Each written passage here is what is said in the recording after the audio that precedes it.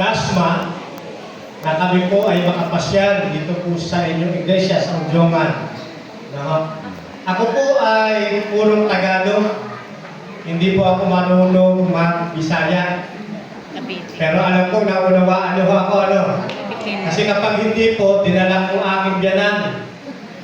Pag hindi niyo ko naintindihan, may translator akong dala.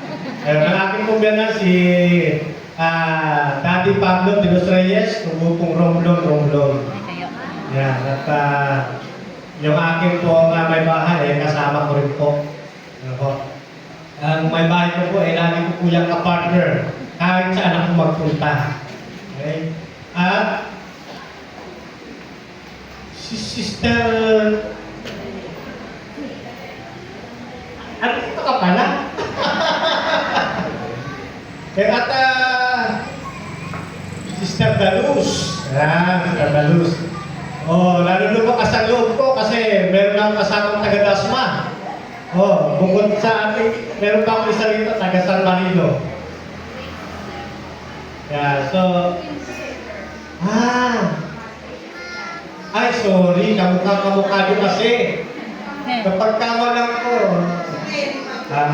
ayan nyo lang, pag nagkita kami, sasabihin ko, akala ko ito yung nandun. Okay. So, yan po. At, nakalive ba tayo sa mga nasa online po? Binabati ko po kayo, sa ano po kayo panig ng ating daigdig nagsasama. Happy Sabbath po sa inyo. Diyan po sa ating mga nasa labas, hindi ko man po kayo makita, pero ang inyong pong presensya ay aking pong damang-dama dito. Okay?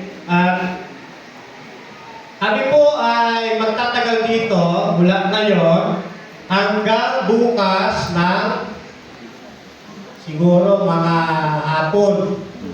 Okay? Kasi pagdating sundown, yung gusto kong sumama sa amin, sapagkat magtutulong po kami diyan po sa, ano ba tawag na? Evacuation Center ng Undiongan ng first aid at saka rescue operation. So more on actual ang ating pong gagawin ng mamaya gabi hanggang bukas. Yung gusto po, pwede po kayong pumasyal. At hindi namin makakalimutan pasalamatan siyempre yung naging dahilan kung bakit kami nandito. Yan, andito pa si kapatid na Bobet. Sa kami, thank you kapatid na Bobet. At doon sa ating makisig na district pastor, Pastor Herman Vicente, nakausap ko po kanina, ay napakabait po, napakagiliw. Yan. So, salamat po sa pagpapaunlak. At siyempre sa distrito at sa mga elders. Kasi kung walang inyong approval, walang Fernando Camacho sa inyong harapan. At siyempre sa ating papayo. Okay? Nais ko muna ipaalala sa inyo yung haliging talata na ating pong pagbabasihan ngayong umaga. Sa aklat po ng Mateo, sa Kapitulo 24, ang talata po ay 14. Ganito po ang pagkakaliwat sa atin sa saling ang bagong ang Biblia. At ang magandang balitang ito ng kaharian ay ipahahayag sa buong daigdig bilang patotoo sa lahat ng mga bansa at pagkatapos ay darating ang wakas. Sumandali po tayo malalaki.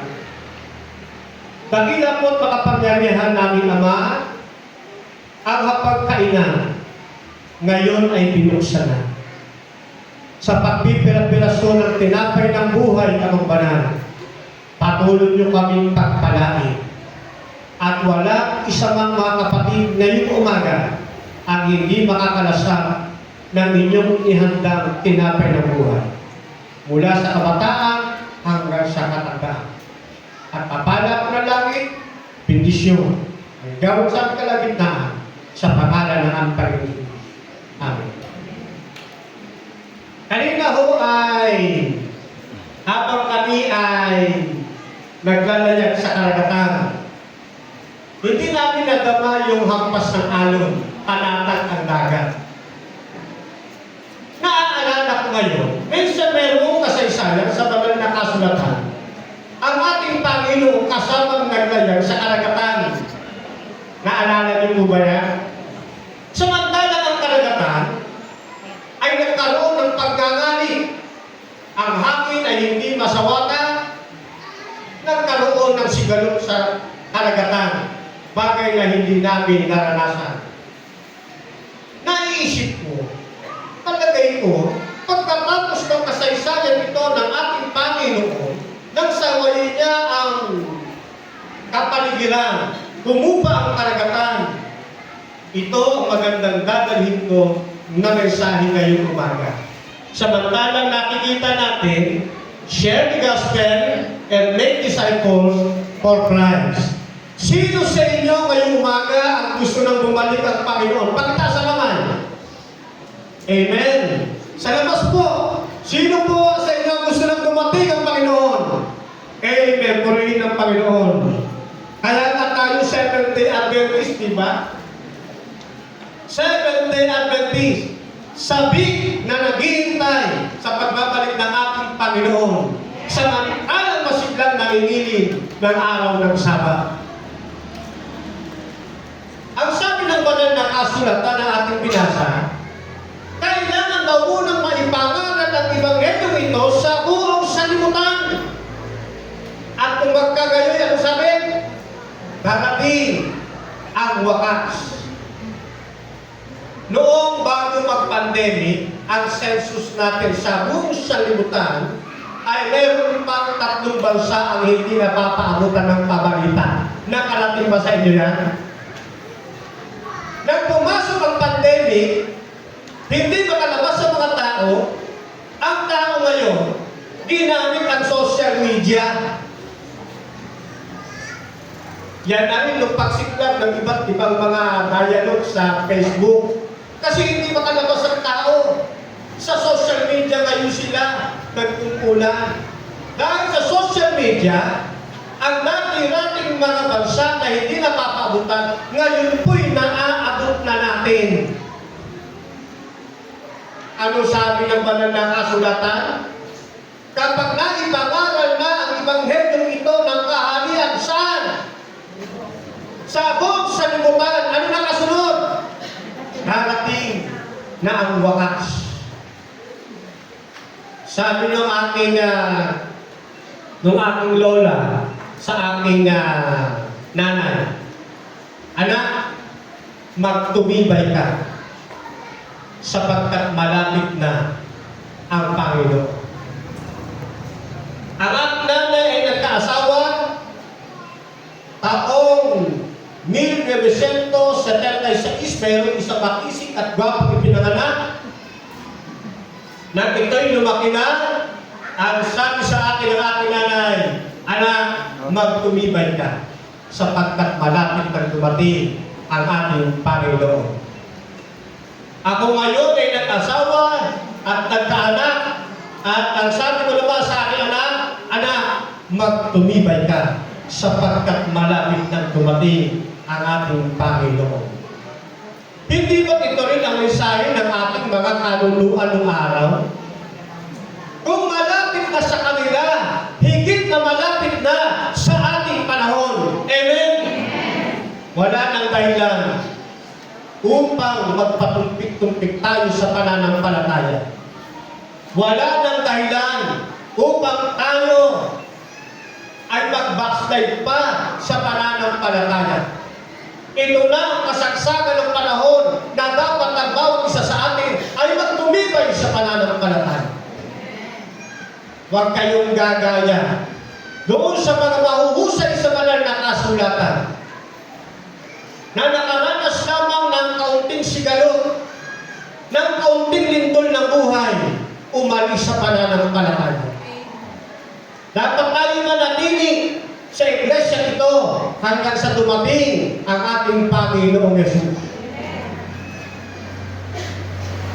Pagkatapos ng paglalayag ng ating Panginoon, kung sa ating kaninang umaga ay mayroong sumalubong na 3 gwapong kalalakihan.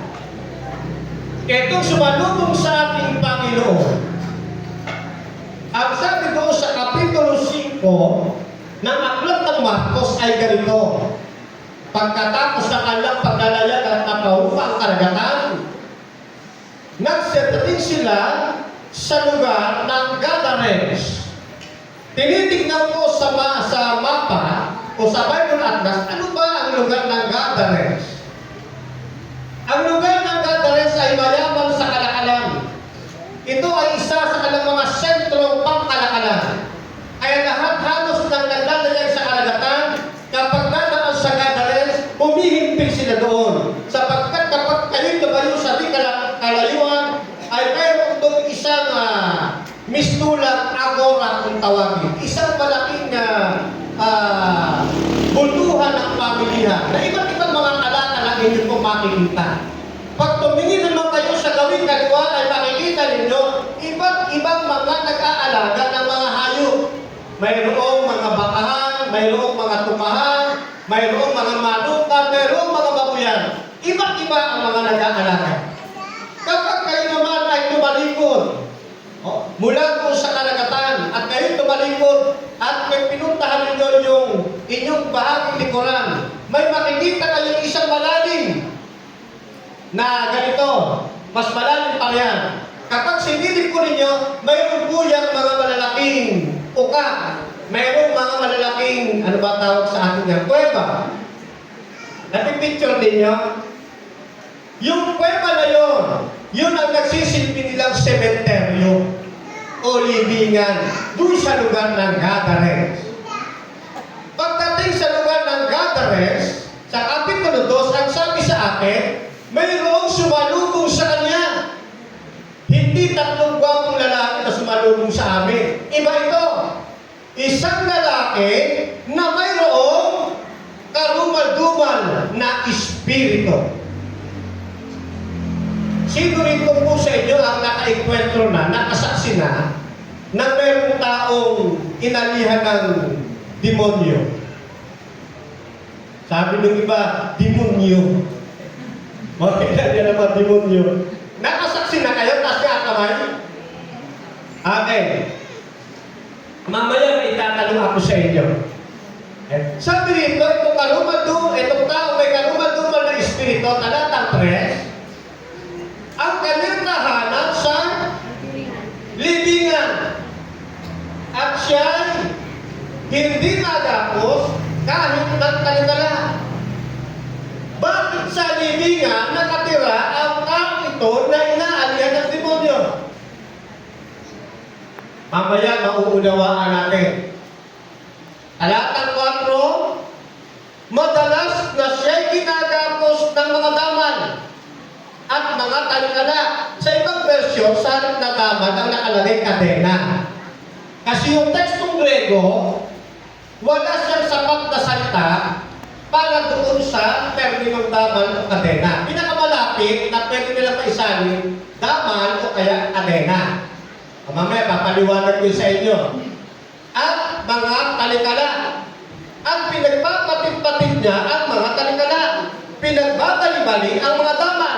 At walang taong may lakas na makasupil sa kanya. Tanong, doon sa mga nakasaksina na may inaalihang demonyo, ilang tao ho ang nakakontrol sa kanya? Mga ilan?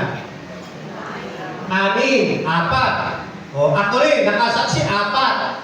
Na-control na siya. O, meron din sa amin inalihan, 2 tao lang, tapos inalo siya ng kumot. Tinali-ali siya ng kumot, hindi na siya makontrol. Pero sabi ko, habang pinabasa ko ito, hindi kaya nang sinusulat ito ni Marcos? Exaggerated si Marcos? O kaya masyadong pinabulaklak ni Marcos? Kasi yung mga nasaksiyan, lahat ng nasaksiyan, 4 lang. Yung iba, 6. Sabi natin, yung iba, 10. Pero ito, siya ng mga gaman. Alam niyo po ba yung gaman? Tapos kami na nakakaalam. Okay. Papaliwanag ko po sa inyo yung gaman at saka yung kadena kasi dalawang pagkakasalin po niya. Yung gaman, ikubuhin ko po sa hangin. Ito po ay isang napakatibay na kahoy. Pagkatapos, pagdating po sa ilalim, mayroon po itong tuka. Kung minsan, tatlo, pagtatlo yan sa gitna, mas malaki tuka, tapos sa kabila, maliit na kapantay nung tuka sa kabila. Pag dalawa, pareho lang sila, no, na tuka. Sa ilalim, ganun din. Okay? Kung nasa tuka nung nasa taas, doon din yan kung basa ng tuka. Okay? Dito, meron dito bisagra, tapos dito naman yung kandabuhan. Napamilya na sa inyo? Ginamit ito sa panahon ng Inquisition. Na yung mga lumalabag sa kagustuhan ng makapangyarihang relihiyon, ilalagay dyan yung kamay sa dalawang tuka, kung tatlo kasama ulo, o kaya yung paa. Yan. Tapos sinusunog ng kandila yung bahagi ng ganon. Pamilyar sa inyo? Okay. Ano naman yung kadena? Kasi dalawa nga yan, gaman or kadena.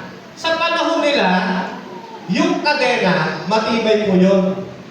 Yun ay, kung nakita niyo sa mga picture, yung tatlong, meron dito, tapos meron isang mahaba, paglagay niyo sa leeg.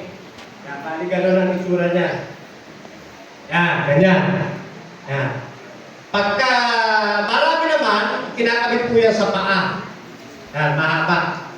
Okay? Kung isa naman, yung kadena na yan, isang bilog lang, palagay sa paa, tapos yung dulo, may malaking bola na bakal. Okay, yun yung kadena ng unang siglo. Okay, sa panahon ng ating Panginoon. Then, ito naman talikala, kung tawagin niya sa ating posas. Yan, yun yung bagong term, posa sa atin. Pero sa kanila, matibay po yan. O hindi basta-basta. Ha? Sabi rito, ito daw daman, o kaya kadena, at saka mga talikala, ano po ginagawa? Pinagpapatin-patin. Pinagbabalik-balik. At sabi ko, napakalakas ng tao ito. Hindi kaya pinabulaklak ng limato. Pinagarbo niya yung kanyang pagsulat. Binilagyan niya ng mas matingkad na kulay para maganda ang kanyang salaysay. Ano ho sa tingin ninyo? Mamaya malalaman ho ninyo kasagutan. Tuloy tayo. At palagi sa gabi araw, nagsisisigaw sa mga libingan, sa mga kabundukan, sinusugatan ang kanyang sarili ng mga bato. Ano ibig sabihin? Merong ginagawa itong taong ito na hindi niya magawa sa kanyang sarili.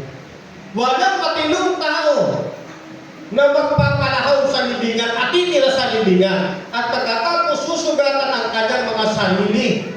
Walang matinong tao gagawin niya, hindi ba? Tanging mayon lamang, mayroong kalumal-lumal na espiritu ang makakagawa. Alam niyo sa ating paligid, sa tuwing sasapit ang New Year, lagi mo kang bibig yung New Year resolution. Mayroon pang isang awiting lumabas. Ano yun? Gusto kong bumait, pero hindi ko magawa. Yung New Year resolution niya noong taong 2000, yun pa rin ang New Year resolution niya nitong 2025. Yung gusto niyang mangyari, hindi niya nagagawa. Bakit? Kasi mayroong ibang kumukontrol sa kanya. Kaya kahit gusto niyang bumait, hindi niya magawa. Dahil hindi siya nasusunod sa kanyang sarili. Mayroong kumukontrol na iba sa kanya. Tignan niyo yung ibang may mga bisyo. Gusto nilang tumigil. Kaya lang, hindi pa rin sila mapatigil. Pero gusto nilang tumigil. Eh bakit hindi sila mapatigil? Mayroong ibang nagmamanobra sa kanilang buhay. Ano ho ibig sabihin? Kapag mayroon hong iba na nagmamaniobra, kumokontrol sa inyong buhay, ano ibig sabihin niya? Kayo ay may sapi. Pakitanungan ninyo yung inyong katabi, may sapi ba ako?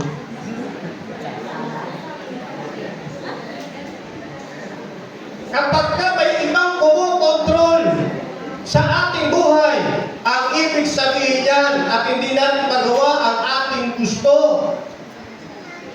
tawag dyan may sapi. Bakit? Tayong mga anak ng Diyos, sino kumukontrol ng ating buhay? Dapat ang Panginoon. Kaya nga yung mga bagong binyagan, asan yung mga bagong binyagan natin? Andito ba? Nasa labas. Nang tinanggap din ang ating Panginoon, at paano natin tinatanggap? Tinatanggap natin ang ating Panginoon Kristo bilang Panginoon at tagapagligtas ng ating mga buhay. Maraming pananampalataya, tinatanggap lang nila ang ating Panginoon Kristo bilang tagapagligtas, hindi bilang Panginoon. Iba tayo sa kanila. Pag sinabing Panginoon, si Kristo ang nasusunod. At siya rin ang ating tagapagligtas. Di ba dapat ganyan? Ewan tayo papayag na tayo ay paghahalian ng karumal-dumal na espiritu. Ha? Tuloy. Pagtanaw niya sa malayo, tumakbo siya papalapit kay Jesus. At ano ba niya ginawa? Sinamba niya si Jesus. Aba, sabi ko, teka, meron din palang mga karumal-dumal na espiritu na sumasamba kay Kristo. Huwag kayong magtataka, mga kapatid. Kahit sa araw ng Sabat na ito, baka mayroon kayong katabi na mga di nakikitang espiritu. O, huwag niyo tignan yung katabi ninyo, hindi lang tinutukoy ko. Sabi ko, mga di nakikitang espiritu. Yan kumisan ang naging dahilan kung bakit pagdating sa loob ng iglesia ay marami kang binubuting-ting, nawawala ang focus mo sa pagsamba. Yan ang kanilang layunin para sirain ang iyong pagsamba. Tanda natin meron iba't ibang uri ng pagsamba. May pagsamba, kaya sila sumasamba para yurakan ang dignidad ng ating Panginoong Kristo, ng ating Panginoong Diyos. Mayroon namang sumasamba upang itaas, luwalhatiin ang pangalan ng ating Diyos. Tuloy. Halata, at siya'y nagsisigaw ng malakas. Ano ang pakialam mo sa Jesus? Itong mga salitang ito, pag tinignan niyo sa tekstong Grego, ito yung isang pag-almura, pag-aglahi, pag-yura, pag-bastos sa ating Panginoon Jesus. Para nang may kausap na ganyan. Tapos sinabi mo sa kausap mo, ano ba pakialam mo? Pero sa tekstong Grego, mas malalim pa ang hugot ng mga salitang ito. Gusto niya, sa tekstong Grego, gusto ng karumal-dumal na espiritu na manduhan. Ano ba yun? Sa power, yung kapangyarihan ng Diyos. Kaya lang, kahit na gano'n ang gustong gawin ng Diablo, ng karumal-dumal na espiritu, kilala pa rin niya yung kanyang kausap. Ano sabi? Kita'y pinamamalikan alang-alang sa Diyos. Ano? Ikaw na anak ng Diyos ng kataas-taasan. Ika'y pinamamanikan alang-alang sa Diyos na huwag mo akong pahirapan. Dito pumasok yung pagkakilala niya kay Kristo na gusto niyang manduhan na hindi kaya niyang manduhan. Sa huli, ang may karumal-dumal na espiritu ay sumuko. Ano sabi? Ika'y pinakikiusapan na nung una'y hindi nakikiusap kundi nagmamando. Sa huli, kinikilala niya pa rin ang ating Panginoon Kristo at siya'y nakikiusap alang-alang sa Diyos na huwag siyang pahirapan. Ano sumunod na nangyari? Tuloy. Sapagkat sinabi niya sa kanya, lumabas ka sa taong ito, ikaw na karumal-dumal na espiritu. At tinanong niya siya, ano ang pangalan mo? At sinabi niya sa kanya, Pulutong ang pangalan ko sapagkat marami kami. Ito ang dahilan kung bakit yung mga daman, yung mga kadena na napakatitibay, pati yung talikala ay kaya niyang patirin. Sapagkat ano raw? Sila ay marami. Legion, pulutong ang pangalan ko. Alam niyo ba sa mga sa Romano, sa kawal Romano, kung gaano karami isang pulutong? Binubuo yan ng 5,000 hanggang 6,000 mga kawal Romano. Kapag ang iyong bilang ay nasa 4,080, hindi ka pa maibibilang, at 3,080, hindi ka pa maibibilang na isang pulutong. Kailangan ka pa, o kaya 399, isa na lang, hindi ka pa maibibilang na pulutong. Kailangan mong mag-4,000. Balik na doon. 5,000 to 6,000. Na kapag wala ng 5,000, hindi ka may bibilang na pulutong kahit isa na lang. Bakit? Sa pulutong ng Romano, ang isinasali sa isang pulutong, lahat mandirigma, nahigasa, nabiyasa sa pakikipaglaban. Hindi pwedeng basta gagawin ka lang, isasama mo para makompleto, hindi. Itong ginagamit dito, ang dahilan kung bakit kaya-kaya nilang patirin at bali-baliin yung mga daman, kadena, at yung posas. Tuloy. At ipinamanhid na mainam sa kanya na huwag siyang palayasin sa lupa niyaon. Sa libis ng mga nagmundo ay may isang malaking kawan ng baboy na nagsisitaminahin. Ano ginawa? Sa madaling salita, sa madaling kwento, pinapasok sila doon sa mga baboy.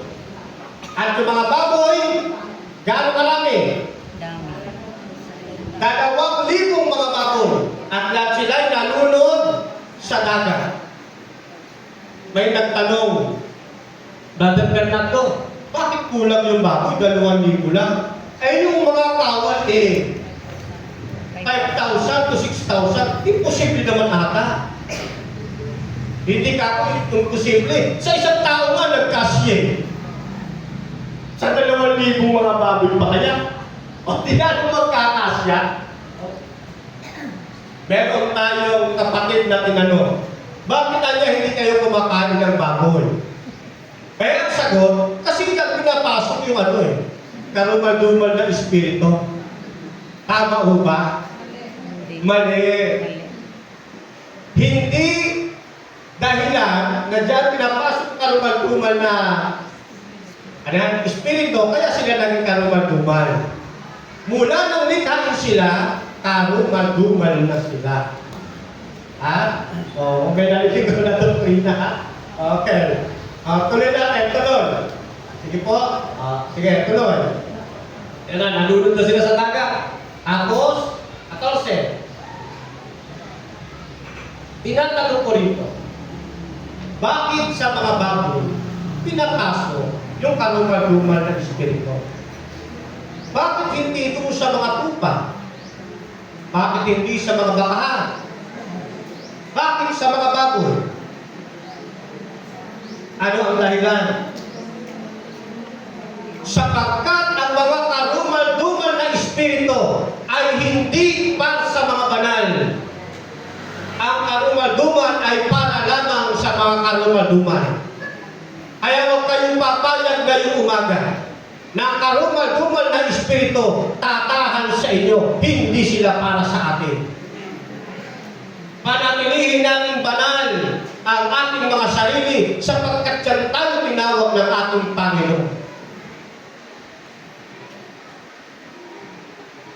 Kapag Merkulis po ba ng gabi, may pagpupulong pa kayo dito? Biyernes ng gabi, hulihin ng Panginoon. Marami kayo. Ayun. Magkakakilala naman kayo, no? Sa church na ito. May cellphone number na kayo ng bawat isa. Oh, friend sa Facebook. Yan. Kailangan i-friend ninyo. Ligunin nga po ninyo yung inyong mga nasa likuran, nasa kaliwa, kanan. Ayan, mukhaan po ninyo ha. Pag Miyerkules, hindi sila dumating ng gabi o kaya Friday ng gabi, e-text nyo na. Where na you? Dito na kami. Yan. O kaya i-chat. Where na you? Dito na kami. Malapit nang dumating ang ating Panginoon. Kailangan natin lalo tayong magpalakasan. Yung makaka-attend, dapat pong umattend. Yung iba, gusto ko talaga umattend eh. Kaya lang di ako maka-attend. Ano ibig sabihin nun? Kayo sapi. Yun wala na. Oh. Eh, gusto mo umattend at di ka maka-attend. Ha? Maliban lang kung mayroon talaga valid na mga rason. Diba? Baka naman, huwag nyo rin chat-chat ha. Where na you? Dito na mi. Di ako makakalit ng reply. May sapit ka ba? Huwag ka mag-gano'n ha? Huwag ka mag-gano'n. Okay. Ano sabi? At nagsitapa sa mga tagapag-alaga nung nakita nila yung kababalaghan kung paano pinagaling yung taong may karumal-dumal na espiritu. Ano sabi? Nagsitakas yung mga tagapangalaga, ibinalita sa bayan. Ba, sabi ko, teka, sa panahon pala ng ating Panginoon, uso ng mga marites. Ano yung mga marites yan yun? Nang nakita nila, pinaalis yung mga kaluman-duman na espiritu, nagtakbuhan yung mag-aalaga ng baboy. Anong ginawa? Nagmarites, ipinamalita nila sa bayan. Kaya nung pa, uso na ito yung mga marites. Teka, may marites pa rin itong pangalan. Wala naman. Meron. Hoy, dapat palitan natin, dapat hindi nila marites. Doon kasi sa ating iglesia, meron din marites ang pangalan. Eh, nag-lecture lang ganyan, biglang tumalong sa gitna, galit na galit, bakit daw lagi na lang siya? Okay, hanggang patuloy ako, nalaman din yung marites, baka may tumalong rin. Ano sabi? Ibinilita sa bayan at sa mga bukid. Ang sipag talaga ng mga marites. Ano pa? Nagsiparoon ang mga tao upang makita kung ano ang nangyari. Pagkatapos silang marinig, ano na ginawa ng mga binalitaan? Nakiosyoso. May mga usisero na rin sa panahon nila.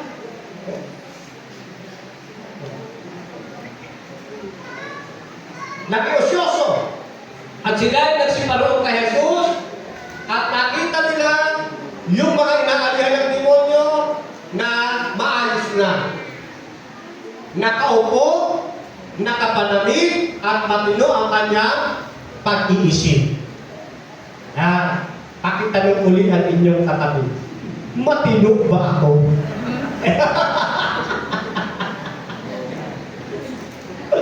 Di ba sabi, yung daw, naalis na ng karumal-dumal na espiritu, matino ang pag-iisip. Eh, pagka normal ka, tapos hindi ka matino, delikado yan. Ano tawag yan? May sapi. O kaya, may sapi ka na naman. Tuloy tayo, tuloy ha? Matino ang kanyang pag-iisip. Kaya pati pagpasok ng mga panukala sa church board, pag hindi na pagbigyan, hindi na probable magagaling po sa church board. Isipin nyo na lang, hindi pa siguro ito ang panahon. Ganun lang isipin natin. Okay? At sila, nakatakot, natingga sila. Tuloy. 16. At sinabi sa kanila na nakakita kung paano pagkapangyari sa inaalihan ng mga demonyo at tungkol sa mga baboy. At sila ay nagsipasimulang magsipalik sa kanya. At siya ay pinaalis. Itinaboy sa kanyang hangganan. Ngayon, eto na. Lagi natin tatandaan. ang isa palang tao pinalaya ng ating Panginoon mula sa kasalanan. Katulad din ng nangyayari dito sa isang taong pinalaya sa kalumal-dumal ng Espiritu. Siya ibinabalita sa bayan, kaya nga yung pagbaba ninyo doon lalo sa mga bago natin, pagbaba ninyo doon sa lugar ng bautismo, di ba bulgar natin sinasagawa para makita ng magna, tayo nagiging panoorin na ngayon ng sanlibutan. Ang iyong buhay ngayon bilang mga Adventista ay isa ng bukas na aklat sa mata ng lahat ng nagmamasid sa atin ng mga nakikiosyoso. Titignan nila ngayon kung ang iyong buhay mayroon talagang pagbabago. Titignan nila ngayon mula nung ikay nabautismuhan, ano ka? Ano ang magiging ikaw paglipas ng isang taon? Panoorin na tayo ng sanlibutan.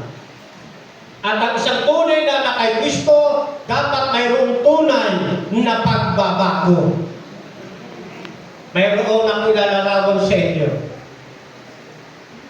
Merong isang kinatatakutan ang mga tao na kapag nakita ito'y nilalayuan, kinatatakutan. At sa kanyang pagbabago, hindi nagbago ang pagtingin ng tao. Kinatatakutan pa rin siya at nilalayuan. Ano ito? Ang ahas. Kahit na anong klaseng pagbabago, ahas pa rin ito. Ang isa naman ay isang maliit na gumagapang-gapang. Pinagdidirian ng mga tao, nilalayuan. Pero kapag ito ay napunta na sa isang kukul at nagkaroon ito ng pagbabago, at ito'y lumabas, at nakita nila isang napakagandang mariposa na dating kinatatakutan, ngayon pinagigiliwan na. Alin dito ang sa iyo? Ang isang tunay na pagbabago na kay Kristo ay dapat kinagigiliwan na ng mga tao mula nang tayo tumanggap kay Kristo. Masarap isipin ang dahilan ng isa sa mga dahilan kung bakit na mga kapatid pumupunta sa iglesia ay dahil sa'yo. Hindi ba? Mahirap isipin. Ikaw ang dahilan kung bakit hindi sila pumupunta sa iglesia. Tingnan mo ngayon, dito na me, where na you? Chat back. Sino-sino nandyan? Ano ito si Marites? Doon ako sa kabilang church. Ano ba si Marites? Ayaw mo magsimba. Pero yung isa, sino nandyan? Kasama ko si Marites. Sige, nagmamadali na, pasakay na. Di ba masarap yung gano'n, ano? Yan. Yung tayo yung gustong-gusto, kinagigiliwang makasama, kaysa tayo iniiwasan. Buti nga, sa inyo, isa lang ang labasan at pasukan, ano? Sa ibang church, dalawa yung magkagalit, magkaiwalay sila, eh. Pero ang dapat, mag-isa tayo kay Kristo. Panoorin tayo ng sanlibutan. Dapat tayo ay mayroong tunay na pagbabago. Mayroong isang inchik. Okay lang sa inyo, lumagpas tayo ng kalahating minuto.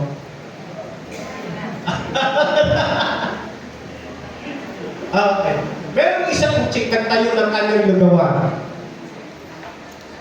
Sa pagtatayo ng inchik ng kanyang lugawan, tuwang-tuwa ng pinagmamasdan, yung istatura ng kanyang pinapagawa na ayos na.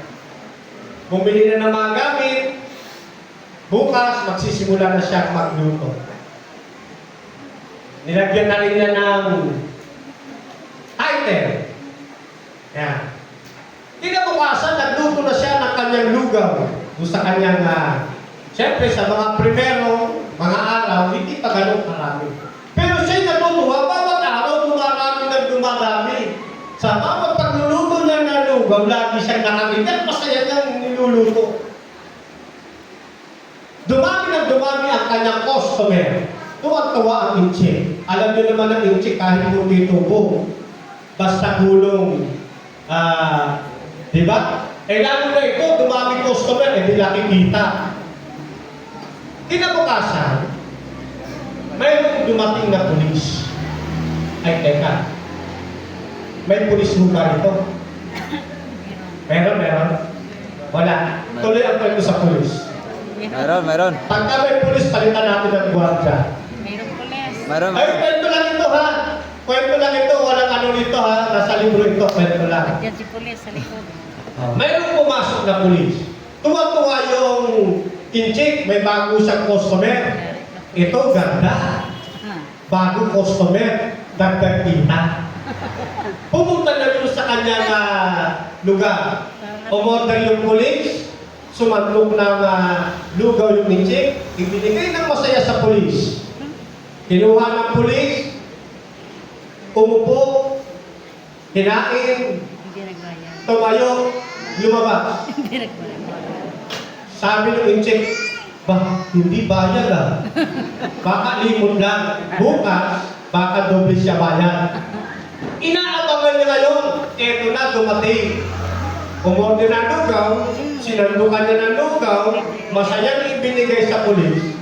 Kinuha ng pulis, umupo, kumain, tumayo, umalis. Hindi na ito limon. Sadya na to. Dagdag ulit. Di bali. Kaisip niya, di bali. Bukas, pag siya balik, ako handa na lugaw. Para pag siya lapit, aking bigay. Magre-ready na siya ng lugaw. Ito na ngayon. Andiyan na pulis. Meron ng lugaw na nakahanda. Paglapit ng pulis, bigay niya masaya lugaw. Kinuha ng pulis, kinain, tumayo, umalis. Masaya yung inchik. Kinabukasan, ganun ulit. Maraming araw sunod-sunod puro ganun. Pagdating ng pulis, nakahanda na yung lugaw, ibibigay, kakainin, tatayo, aalis. Lumipas sa maraming taon. Nagulat ng inchik.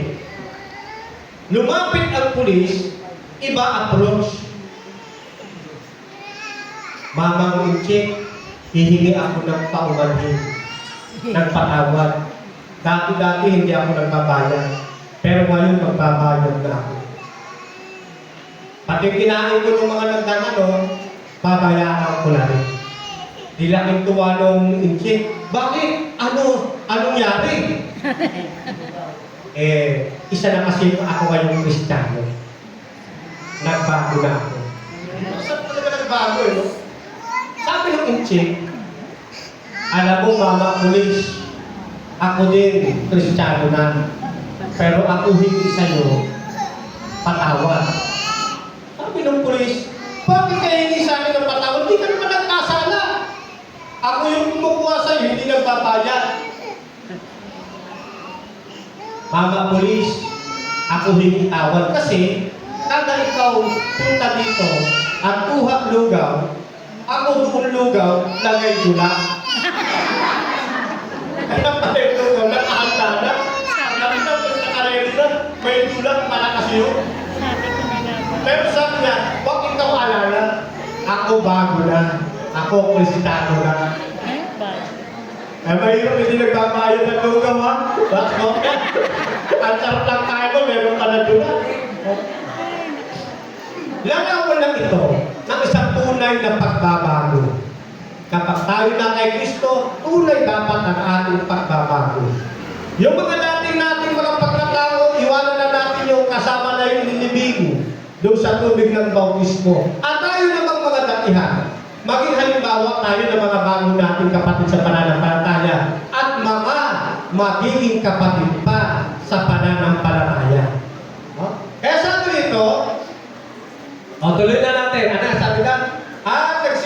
Pinaalis na sila. Ngayon, ng ating Panginoon ay aakyat na sa daong. Ano sabi sa atin? Tuloy. Habang lumulula ang ating Panginoon Kristo doon sa kanyang daong na sinasakya, ipinamanig sa kanya ng isang tao na pinalaya sa karumal-lumal na espiritu na ipagsama na siya.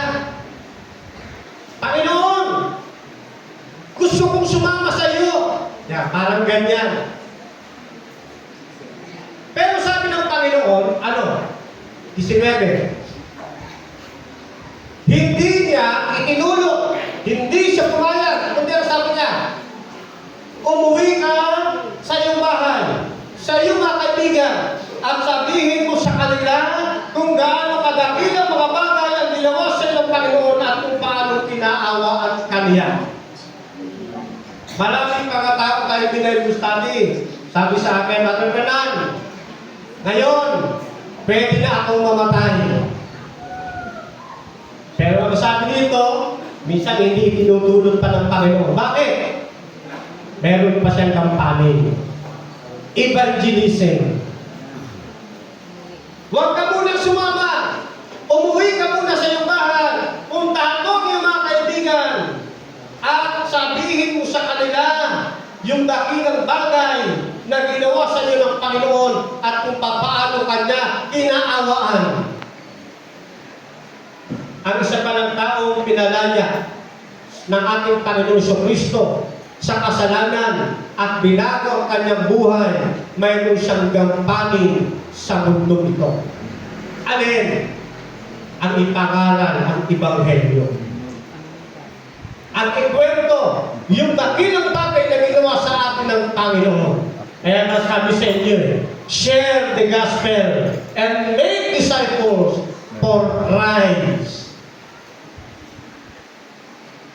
Tinawag tayo ng ating Panginoon, hindi para maupo habang buhay. Tinawag tayo sa isang tungkulin, sa isang layunin.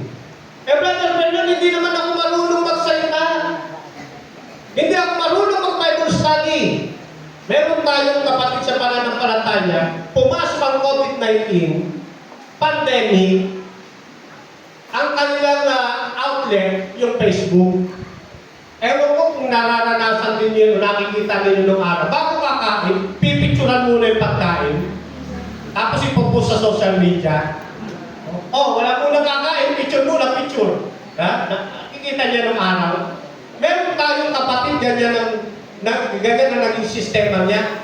Bago siya kakain, pipicturan niya muna. Tapos ipopost sa social media. Ganun naman ganun. May tumawag sa kanya. Alam nyo kung bakit tumawag? Kaya tumawag sa kanya, napansin nung tumawag na yung kanyang mga pinipicturan ng pagkain, wala man lang kahit isang baboy. Wala man lang shrimp. Kaya ngayon nagtaka, tinanong ngayon siya. Palibasa, hindi rin marunong magsalita, kumuntak kayo sa akin. Brother Fernan, may nagtatanong sa akin, ano sasabihin ko? Ay sabi ko, sige, iba mo sa akin at ako nakakausap. Naabay mo sabihan nyo, nabinyagan nyo. Akalain mo, yung simpleng pagpipicture mong ganon, may nagiging disciples. Walang kabog-kabog, mayroon ka nahingayot sa Panginoon. Hindi mo kinakailangan maging mahusay munang tagapagsalita bago ka makapaghikayat ng kaluluwa. Mayroon kang talento sa pag-awit, i-record mo, i-post mo sa social media. International singer agad. Bakit international? Pag i-post mo sa social media, lahat ng bansa aabot yan. Sa Saudi nung araw, kapag kapangangaral ng Ebanghelyo, binablock nila ang social media para hindi pumasok ang Ebanghelyo. Diba? Dahil sa pandemic, itong mga kaibigan nating mga ustad, mahilig sa dialogue, mahilig sa debate, ay napapahilig din ako. Dinasasabayan ko ngayon sila. Ayaw nila pumasok doon, kaya lang sila, sa kakadibate nila, isinesya nila sa mga kasama nilang mga Muslim, napasok na ng Ebanghelyo. Kadibate natin sa Muslim. Yung tatlo niya, nakadibate natin noong araw. Ngayon, hindi ko na nakakadibate. Bakit? Adventist na sila ngayon. Mahiwaga. Mahiwaga ang pangangaral ng Ebanghelyo. Marami nagagalit sa debate, hindi natin sila masisi. Kasi meron silang karanasan. Iba ang karanasan nila noon sa karanasan ngayon. Noon, ang debate, pagkatapos ng debate, sunto ka naman. Di ba noong araw? Pero ngayon, iba na. Kaya nga ako na-recognize ng pinatawag kami ng dating kung tawagin na NPUC. Bihira na re-recognize kasi ang sistema natin hindi awal. Kapag nakipag-debate ka sa akin ngayon, hudyat yan na pabebulsatihan na kita. Hindi na kita tatantanan hanggang doon sa PM. Marami tayong kadebate at Adventist na ngayon. Then pa Santiago ang kilala nito. Apupukan ng ating dialogue. Hindi natin tinatantanan Adventist na ngayon. Si Alvi ng Roman Catholic na masigasig din nilang tagapagtanggol dahil sa nakadayan Adventist na ngayon. At napakarami pang iba. Hindi lang tayo tulad ng iba. Pag napamilyar mo sa social media o ito, ganito, hindi karagalan ang hapon natin. Kundi ang manilatid sila sa ating Panginoon. Sabi nga yun, share the gospel and make disciples for Christ. Pero hindi ko rin sinasabi kailangan maging batista kayong lahat o at may kanya-kanya tayong takal at pinagkaloob na talento. Kung pag-awit ang sa iyo, gamitin mo sa social media. I-awit mo, i-record mo, i-post mo katulad kanina, gaganda nila umawit. Kung lahat sila magre-record, ilang membro yun? May 10 ba yun? Nagpas, ano? Yung 10 na yun, pag magre-record yun, ang ganda nun. Ang pangangalan ng Ebanghelyo. Ikwento mo lang yung magandang buhay mo na nangyari sa Panginoon, i-post mo sa social media, yung magpapakamatay, yung magpapakamatay na napanood yung testimonya mo, hindi na magpapakamatay. Mababago yung kanyang iniisip. Pero subukan ninyo, ang i-post mo sa social media, lahat ang hinanain mo sa kapatid, lahat ang hinanain mo sa katrabaho mo, ilagay mo sa social media. Puro pagpapatid ilagay mo noon. May mabibless? Wala. Alisin mo yun. Huwag ka nang magpasarin. Ilagay mo, sabi diyan, sabihin mo yung mga dakilang bagay na ginawa sa inyong Panginoon at kung paano kinaawaan Kanya. Yun ang magandang mailagay natin sa social media. Nag-content ako minsan. Ewan ko, napanood ng iba rito. May kinalaman sa politics. Hindi ko naman tinuturo na ako ay BBM. Hindi ko rin tinuturo na ako ay ano yun? Duterte. Basta pinost ko lang for content. Ang dami umaway sa akin. Humingin kumulang. Ang dami. Ang ginawa ko, binura ko lahat. Sabi ko, hindi na nga ako magpo-post. Puro kalapatin lang pinupost ko. Tsaka pangangaral ng Ebanghelyo. Dumami uli kaibigan ko. Kailangan nakaka-bless. Yun ang ating ilalagay. Ngayon, ang isa pa lang, pinalaya ng ating Panginoon mula sa kasalanan, mayroong pag-evangelize.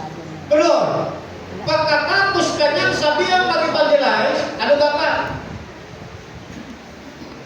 Sa 30. At siya yung maamo ng kanyang lakad, nagpasimulang ihayag. Ano ibig sabihin? Ang isang tao inatasan, dapat nagpapatotoo, uma-aksyon, nangangaral. Minsan pa, karanasan ninyo sa inyong anak, inutusan mo anak mo, kasi inutusan mo hindi lumarga. Ano pakiramdam? Ganon din ang ating Panginoon. Ang sabi sa atin, humayo ka sa buong salibutan, tapos ikaw nakaupo lang. Hindi ka marunong umawi, hindi ka marunong mag-pray, mag-press. Pero meron naman ang busa mo. Pwede mong itulong yan sa lema ng iglesia. Sa mga elders, para may pamasahe sila. Sa mga diakono, sa ganyang paraan ng iyong pinansyal na pagtulong, makakapangaral ka kasama nila sapagkat nagpapagamit ka sa ating Panginoon.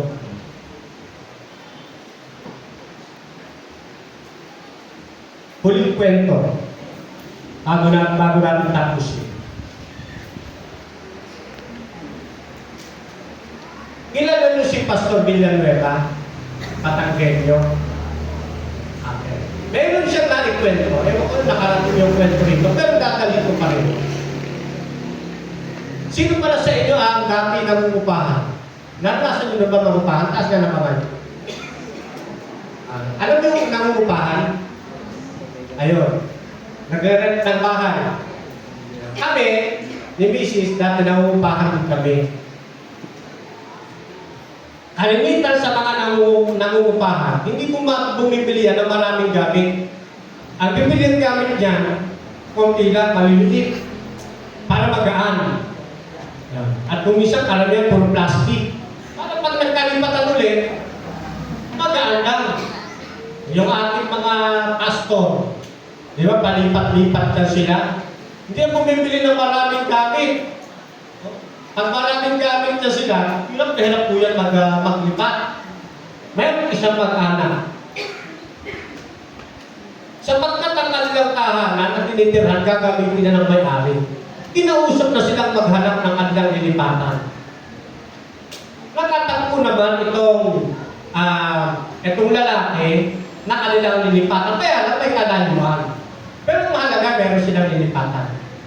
Meron silang anak, nag-iisa, hindi makalakad. Nakaupo lang sa isang upuan, lumpo. Samantala, dumating na sa pagkakataon na sila na yung maglilipat. Tumawag na ngayon ng truck, pagkatapos ilalagay sa truck lahat ng gamit. Natural, siyempre sa mga unang pagbuhat, maganda pa posisyon ng iyong katawan. Pero habang tumatagal ang pagbuhat, bumibigat din lalo at nahihirapan ka sa iyong ginagawa. Paghahakot ng gamit, andyan yung nakatagilid ka na, andyan yung bit-bit-bit mo yung gamit mo na kailangan maiiyan mo ron. Lahat ng posisyon ng katawan mo, magagawa mo para lang mailipat yung gamit at maisa kayo sa truck. Nakikita ito ng bata na lumpo. Sabi ng bata, kailangan tutulong ako sa tatay. Dumating na ngayon, lumarga na sa sasakyan, dumating na sila doon sa lilipatang bahay. Ang unang ibinaba, itong batang lumpo. Inilagay siya sa isang tabi. Pagkatapos, isinunod yung gamit. Sabi ng bata, tutulong ako. Pagbalik ng tatay, papunta doon sa truck, Tay! Tay! Ano yun na? Tay! Tutulong ako, Tay!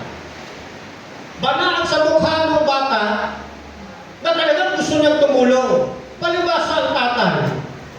Nakita niya doon sa kanyang anak, porsigido. O sige anak, naninis, paano tutulong itong anak ko? Lumpo. Tinitignan niya ganun yung mukha, porsigido. Hindi gusto niya mapagbigyan. O sige anak, tumulong ka na. Tay, kargahin mo ako tayo. Punta tayo sa truck tayo. Buhatin natin yung tayo. Naubos yung gamit, bitbit ng tatay yung anak niya. Anak na tagakuha ng gamit. Tay, punta tayo, doon natin lagay tayo. Naubos yung gamit mo sa truck. Pawisan yung mag-ama, pawisan yung tatay, pawisan din yung lumpo, nabuhat-buhat yung tatay. Ang sabi ng anak, Tay, nagawa natin. Ang sabi naman ng tatay, masayang sinabi ng kanyang tatay, oo anak, nagawa natin. Pag bumalik na ang ating Panginoon sa ikalawa ng pagbabalik, sasabihin din natin sa Kanya, Tay, nagawa natin. At sasabihin naman sa atin ng ating Panginoon, oo anak, nagawa natin. At palain mo tayo ngayon umaga.